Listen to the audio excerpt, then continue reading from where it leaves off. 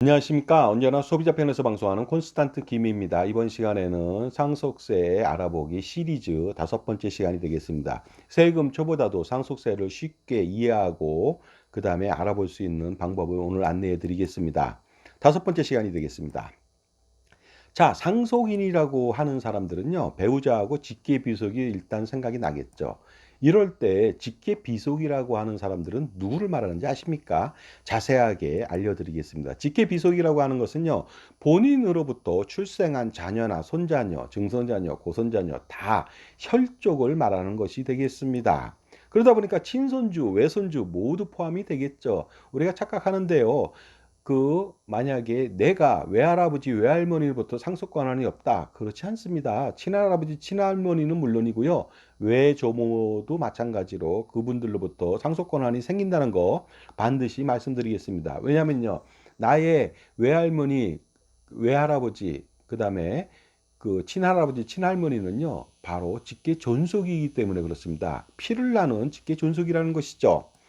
자, 따라서 상속인으로 상속인으로 친손주하고 외손주만 남아 있다. 이랬을 때는요. 할아버지의 재산을요. 친손주하고 외손주는 50%씩 각각 나눠 받을 수가 있습니다. 둘 간에는요. 누가 우열이 없습니다. 똑같은 어떻습니까? 촌수기 때문에 어떻습니까? 할아버지하고는 2촌이죠. 아버지하고는 1촌인데 2촌이기 때문에 동등한 자격으로 50%를 받게 되는 것이 되겠습니다. 이때 직계비속의 범위를 좀 자세하게 넓게 알아보도록 하겠습니다.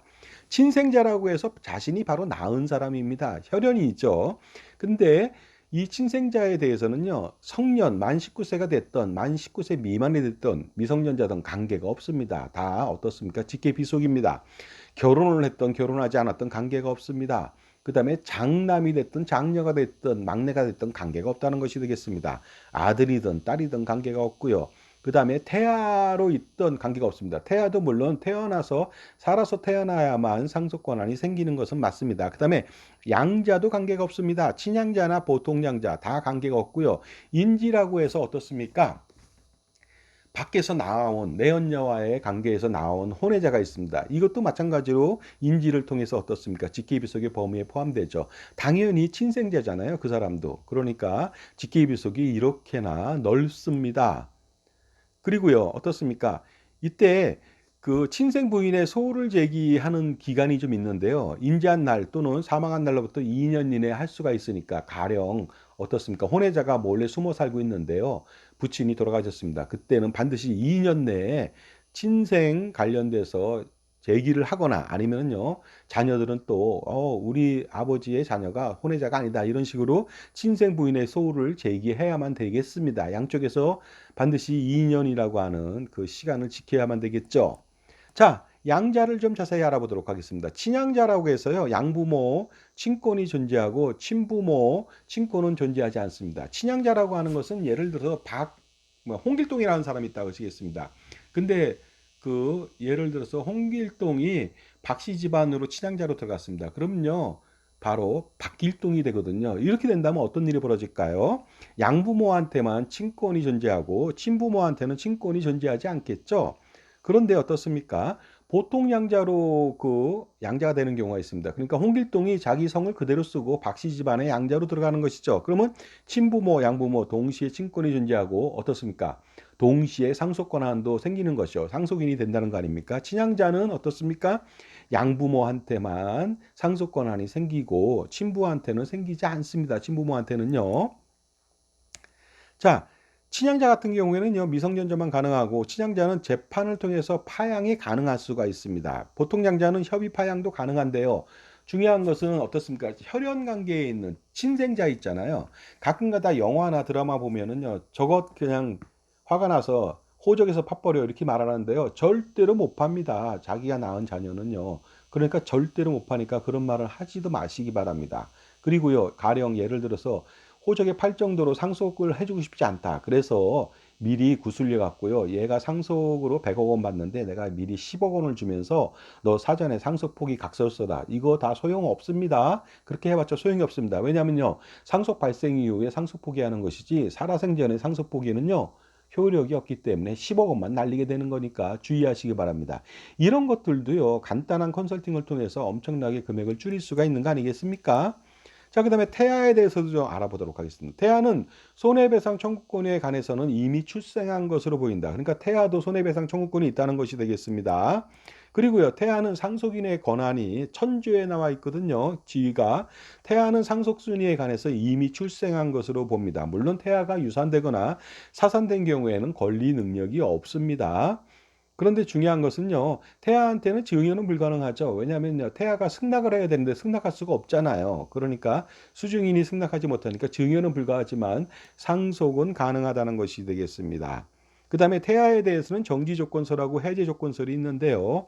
보시는 바와 같이 판례에서는 정지조건설, 그 다음에 다수설에 의해서는 해제조건설이 바로 인용된다는 점 말씀드리겠습니다. 지금까지 제 정보가 도움이 되신다면 무료 구독하고 좋아요 부탁드리고요. 멤버십 회원가입을 통해서 보다 다양한 혜택 받아보시기 바랍니다. 동영상 프리미엄 서비스를 멤버십 회원들한테만 오픈되어 있으니까 콘스탄트 김에 이처럼 간단하고도 아니면 또 어떻습니까? 복잡한 것도 단 한 번에 어떻습니까? 절세 스킬, 노하우, 비법을 통해서 수십억, 수백억 그 이상의 절세해 보시기 바랍니다. 만약에 그런데 남편이 사망한 상태에서 태아에 대한 육아 부담, 그다음에 재혼에 대한 생각이 있어서 낙태를 했다면 일부러 고의로 했다면 어떤 일이 벌어질까요? 이때는 상속 결격자가 되기 때문에 한 푼의 상속 재산도 받을 수가 없으니까 주의하시기 바랍니다. 가령 남편 상속 재산이 100억 원일 경우에 시부모님이 이럴 때는요, 그 아내는 한 푼도 받지 못하고 시부모님이 모두 상속받게 됩니다. 하지만 걱정할 건 없겠죠. 왜냐하면요, 패자부활전처럼 기회가 남아 있습니다. 만약에 그 며느리가 재혼하지 않는다면 어떤 일이 벌어질까요? 추후에 그 시부모님이 아들이 한 명밖에 없다면요, 상속인은 아들인데 며느리가 재혼하지 않으면 며느리가 바로 대습 상속인이 됩니다. 그러니 나중에 차례로 시부모님이 돌아가시더라도 각각 다 어떻습니까? 며느리가 다 받을 수가 있는 것이 되겠습니다. 자, 그러니 어떻습니까? 재혼하면 안 되겠죠. 시부모님이 엄청나게 재산가라면요. 자산가라면 엄청난 고민이 이렇게 많습니다. 엄청난데 이거 한 방에 해결할 수가 있습니다. 콘스탄트 김의 넥스트 제너레이션 플랜, NGP 플랜으로 할아버지, 아버지, 손자녀 3대에 거쳐서 100년 동안의 엄청난 절세를 한번 해보시기 바랍니다. 제가 처음부터 끝까지 지원해 드립니다. 100년 동안에 엄청난 절세 금액 얼마일까요? 미래 가치로. 수백억, 수천억, 수조 원이 될 수가 있으니까 현명한 할아버지, 아버지라면 반드시 콘스탄트 김의 NGP 플랜 실행시켜 보시기 바랍니다. 그래서 제가 특별하게 2024년도 11월 달 한 달간은요, 그 콘스탄트 김의 NGP 플랜 무료 상담 컨설팅을 해드립니다. 처음부터 끝까지 다 도와드리는데요. 절세 아티스트라고 자부하는 제가 100년 동안의 절세 전략을 여러분과 함께 세워드리고 100년 동안의 투자 우산하고 세금 우산을 동시에 펼쳐서 제공해 드리겠습니다. 그러니 바로 신청해 보시기 바랍니다. 010-5473-9327 콘스탄트 김이고요. 지금 전화 주시면 수백억, 수천억을 절세할 수 있는 길이 열립니다. 자, 지금까지요. 그 직계 비속에 대해서 알아봤고요. 또 여러 가지 절세 전략에 대해서 알아봤습니다. 반드시 절세 컨설팅은 적격 컨설턴트를 만나셔야 됩니다. 그래야만 그 적격 컨설턴트는요, 풍부한 지식하고 어떻습니까? 다양한 경험, 그리고 자신만의 솔루션을 갖고 있는 사람을 반드시 만나야 되고, 특별히 또 자기 편에서 그 조언하는 사람이 필요하겠죠. 그러다 보니까 금융기관, 보험이나 금융기관에 소속된다면 나중에 이해상충이 오니까 반드시 독립된 프리랜서를 찾는 것이 자기 편의 종합자산관리사를 찾는 것이 가장 중요하다고 볼 수가 있습니다. 감사합니다.